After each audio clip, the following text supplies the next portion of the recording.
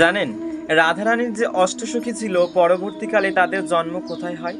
তবে শুনুন, একসময় রাধারানীর যে অষ্টসখী ছিল ললিতা, বিশাখা এবং আরও অন্যান্য সখীরা, তারা সবাই একসঙ্গে বসে নিজেদের মনের দুঃখ প্রকাশ করছিলেন এবং বলছিলেন কৃষ্ণের যে সমস্ত সখাগণ রয়েছে তারা কৃষ্ণের বাঁশির সুরে পাগল হয়ে বা মাতাল হয়ে যাই বলুন না কেন, তারা কিন্তু ঘর সংসার সমস্ত কিছু ছেড়ে দিয়ে তৎক্ষণাৎ বেরিয়ে আসতে পারে এবং কৃষ্ণের বাঁশির সুরে নিজেদেরকে মাতিয়ে দেয়, ভাসিয়ে দেয়। কিন্তু সখীদের ক্ষেত্রে কিন্তু সেটা খুব একটা সহজ ছিল না, কারণ তারা ছিল যেহেতু মেয়ে, তো সেক্ষেত্রে তাদের সংসার থেকে তৎক্ষণাৎ কারোর পারমিশন ছাড়া বা অনুমতি ছাড়া বেরিয়ে আসা যেত না। তো সেই জন্য তারা সবসময় মন খারাপ করে বসে থাকতো যে কৃষ্ণের এই মধুর বাঁশি শুনে কৃষ্ণের সখারা তৎক্ষণাৎ যে যাই কাজ করুক না কেন সেই কাজ ফেলে রেখে তৎক্ষণাৎ কিন্তু কৃষ্ণের কাছে চলে যেতে পারে এবং সেই বাঁশির সুরে মোহিত হয়ে নিজেদেরকে ভাসিয়ে দিতে পারে। কিন্তু মেয়েদের ক্ষেত্রে বা নারীদের ক্ষেত্রে তা কিন্তু কোনোদিনই প্রযোজ্য ছিল না, কারণ নারীদেরকে বা মেয়েদেরকে ঘর সংসার সমস্ত কিছু সামলাতে হতো। তো সখীরা মিলে রাধারানীর কাছে এই কথাই বলছিল যে হে রাধে, সবাই সমস্ত সখা যারা রয়েছে সমস্ত সখারা কৃষ্ণের বাঁশির সুরে দৌড়ে চলে যেতে পারে, কিন্তু আমাদেরকে কি করতে হয়? এই স্বামীদের কাছেই থাকতে হয়। স্বামীদের আদেশ ছাড়া আমরা যেতে পারি না, অনুমতি ছাড়া যেতে পারি না। ঘর সংসারে শাশুড়ি থাকে, পরিজন থাকে, সন্তানরা থাকে, তাদেরকে ফেলে এবং পরিজনদের অনুমতি ছাড়া আমরা কি করেই বা যাবো কৃষ্ণের কাছে এবং কৃষ্ণের বাঁশির সুরে কিভাবে বা নিজেদেরকে মোহিত করে নিজেদেরকে ভাসিয়ে দেব? তো তাদের সামনে তখন হঠাৎ করে দেবী কাত্যায়নীর আবির্ভাব হয়, যে কাত্যায়নী দেবী যশোদার কাছে জন্মগ্রহণ করেছিল। পরবর্তীকালে কংস তাকে হত্যার চেষ্টা করে এবং সে তার স্বরূপ দেখায় এবং স্বরূপ দেখিয়ে বলে, হে মূর্খ, তুই যাকে মারছিস আমি সে নই, যে তোকে ধ্বংস করবে এবং যার হাতে তার মৃত্যু সে কিন্তু পৌঁছে গেছে, যেখানে তার থাকার সে সেখানে পৌঁছে গেছে এবং সে জন্মও নিয়ে নিয়েছে। তুই চিন্তা করবি না, তোর মৃত্যু নিশ্চিত। তো দেবী কাত্যায়নী ছিল সে। তো দেবী কাত্যায়নী আবির্ভাব হওয়ার পর রাধারানী সহ তার সখীদেরকে জানায় যে হে সখীগণ, তোমরা দুঃখ পেও না বা কষ্ট পেও না। পরবর্তীকালে যখন শ্রীকৃষ্ণ আবার আবির্ভাব হবেন এবং অবতীর্ণ হবেন ধরাধামে, তখন তোমাদেরকে পুরুষ রূপেই জন্ম দেওয়া হবে।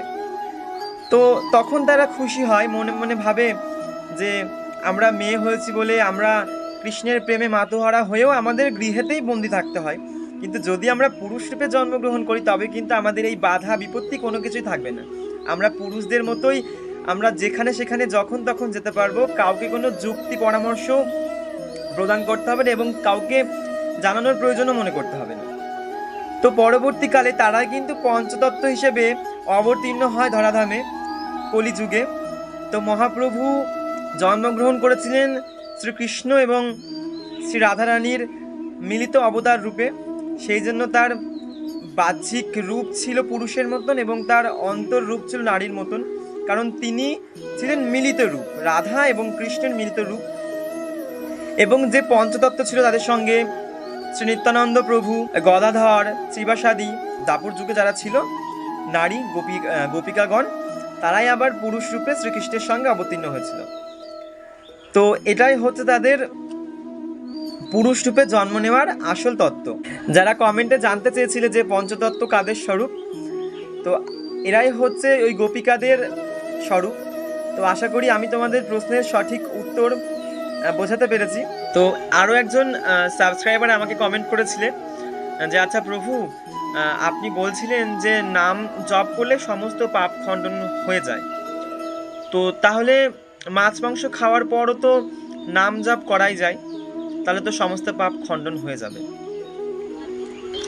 দেখুন, নাম জপ করলে পাপ তো অবশ্যই খণ্ডন হয়, তবে আমি তত্ত্বটাকে সামনে রেখে আমি একটা খুব সহজ ভাষায় একটা কথা বলছি, যাতে তোমাদের বুঝতে খুব সুবিধা হবে। তো দেখুন, আমি কথার কথা বলছি, আমি যদি এখন কাউকে মারি, সাপোজ আমি যদি এখন কাউকে ধরে মেরে ফেলি, একদম প্রাণে মেরে ফেলি, খুন করে ফেলি, তো সমাজ কি আমাকে মেনে নেবে? একদমই না। আমি যদি একজন মানুষকে মেরে ফেলি কোনো কারণ ছাড়াই, তো একটা পুলিশ কেস হবে, সবাই আমার বিরুদ্ধে কেস করবে, এবং আমার বিরুদ্ধে সাক্ষী দেবে এবং কেসটা হচ্ছে থানা অবধি যাবে এবং থানা থেকে কোর্ট অবধি যাবে। কোর্টে হচ্ছে মামলা হবে এবং তার থেকে কি হবে, আমার ফাঁসি হবে। তো দেখুন, ফাঁসিও হতে পারে এবং দণ্ডও হতে পারে। এবং তখন আমি মেরে ফেলার পর আমি যদি কোর্টে গিয়ে বলি যে জজ সাহেব আমার ভুল হয়ে গেছে, আমাকে ক্ষমা করে দিন, দেখুন তখন আমি হাজার ক্ষমা চাই, আমি পায়ে ধরি, আমার কিন্তু ক্ষমা কেউই শুনবে না। তবে আমি যে ক্ষমা চাইবো বা আমি যে নিজের ভুল স্বীকার করব, ঠিক আছে, আমি যদি পালিয়ে না বেরিয়ে আমি যদি সবার সামনে সম্মুখে গিয়ে কোর্টে গিয়ে নিজের স্বীকারোক্তি প্রদান করি, তাহলে কি হবে, আমার পাপের শাস্তিটা কমে যাবে। তো এক্ষেত্রেও তাই, নাম জপ করলে পাপের বোঝাটা অনেকটাই কমে যায়। কিন্তু এর মানে এটাই না যে আমি দিনরাত 24 ঘন্টা আমি সর্বক্ষণ আমি পাপ করছি, পশু পাখির হত্যা করছি, মানে প্রাণীদেরকে হচ্ছে অত্যাচার করছি, মানুষের প্রতি অত্যাচার করছি, আর এদিকে আমি হরিনাম করছি। দেখুন, হরিনামের তো অবশ্যই গুণ রয়েছে, নাহলে তো এত মানুষ আর হরিনাম করতো না। কিন্তু তাই বলে যে আমি একেবারে পাপ মুক্ত হয়ে যাব, ওর কিন্তু কোনো মানে নেই। পাপের ফল ভোগ করতেই হবে। আমি বলুন বা আপনি বলুন, আমি যদি পাপ করি তবে আমাকেও সেটা ভোগ করতে হবে, আপনি করলে আপনাকেও ভোগ করতে হবে। তবে এই যে বললাম, একজন মানুষকে মেরে ফেলার পর যেমন কোর্টে গিয়ে যদি সর্বসম্মুখে নিজের ভুলের স্বীকারোক্তি করা হয় এবং নিজের ভুল স্বীকার করা হয় যে হে মহাশয়, আমি ভুল করেছি, তার জন্য আমি সত্যি খুব দুঃখিত, যদি আমি পালিয়ে পালিয়ে না বেরিয়ে আমি যদি সর্বসম্মুখে কথাটা বলি, তাহলে কি হবে, জজ সাহেব আমাকে কি করবে, আমার যদি মৃত্যুদণ্ড হয়ে থাকে, তবে আমার সেই স্বীকারোক্তির জন্য আমার সেই দণ্ডটা কমিয়ে দেওয়া হবে। তাতে কি হবে, হয়তো 10 বছর বা 15 বছর বা 20 বছর আমার দণ্ড হবে, এর থেকে বেশি কিছু না। তো ভগবানের ক্ষেত্রেও ঠিক একই রকম, আমি যদি অযথা প্রাণী হত্যা করি এবং প্রাণীদের সঙ্গে অত্যাচার করি, তো তাহলে আমার পাপের বোঝা বাড়বে, এবং আমি যদি হরিনাম করি তাহলে আমার পাপের বোঝা কমবে। আশা করি আমি খুব সহজ ভাষায় বুঝিয়েছি। দেখুন, এর থেকে সহজ ভাষায় আমার পক্ষে বোঝানো সম্ভব না। আমি খুব সহজ ভাষায় বুঝিয়েছি যাতে জিনিসটাকে চট করে ধরা যায়, বোঝা যায়। তো কতটা তোমরা বুঝতে পেরেছো অবশ্যই কমেন্টে জানিও।